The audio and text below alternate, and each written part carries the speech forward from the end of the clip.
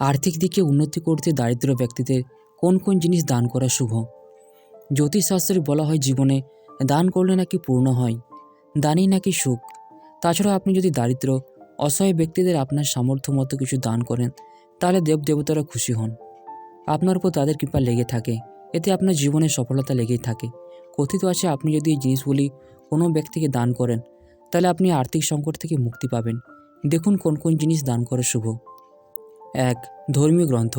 যে কোনো ধর্মীয় গ্রন্থ যদি আপনি কাউকে দান করেন, যেমন হিন্দুরা যদি কাউকে গীতা দান করেন, তাহলে তার জীবনে সবসময় সুখ লেগে থাকে, তিনি সর্বদাই হাসি খুশি থাকেন, পরিবারের সকলের সঙ্গে ভালোভাবে থাকতে পারেন, দাম্পত্য জীবন থেকে পারিবারিক জীবনও সে সুখী থাকে। তাই যদি আপনি পারেন এই জিনিসটি কাউকে দান করতে পারেন। 2. সর্ষের তেল। সর্ষের তেল দান করা অত্যন্ত শুভ। আপনি যদি কাউকে সর্ষের তেল দিতে চান, দিতে পারেন, তবে যদি আপনি সেই তেলের প্যাকেট বা কৌটো থেকে সেই তেলের কিছুটা হলেও ব্যবহার করে নেন, তা কিন্তু কখনোই দান করবেন না, সেটি কিন্তু অত্যন্ত অশুভ। এতে দেবতারা রেগে যান, এতে আপনার অর্থ ক্ষতি হওয়ার সম্ভাবনা থাকে। বলা হয় তেলের সঙ্গে শনি দেবতার বিশেষ যোগ রয়েছে। শনিদেব যদি কারোর উপর রেগে যান তাহলে কিন্তু তার অর্থ ক্ষতি হওয়ার সম্ভাবনা থাকে। শুধু তাই নয়, তিনি প্রায় সৌসন্তা হয়ে যান। 3. খাবার দান করুন।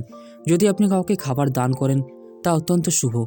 এতে স্বয়ং মা অন্নপূর্ণা বিষ্ণু খুব খুশি হন। তবে কখনোই বাসি খাবার কাউকে দান করবেন না, এটি খুব অশুভ।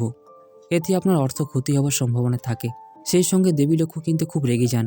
আপনি যদি কোনো ব্রাহ্মণকে পেট ভরে খাবার মতন অর্থ দান করেন, তা কিন্তু আপনার জন্য খুব শুভ। যদি নিজে রান্না করে দেওয়া আরও শুভ। যদি না পারেন তাহলে কিন্তু অর্থ দান করতে পারেন, এটি আপনার জন্য অত্যন্ত ভালো। তো বন্ধুরা, ভিডিওটি যদি ভালো লেগে থাকে তাহলে লাইক করবেন, শেয়ার করবেন এবং চ্যানেলটিকে অবশ্যই সাবস্ক্রাইব করবেন। ধন্যবাদ।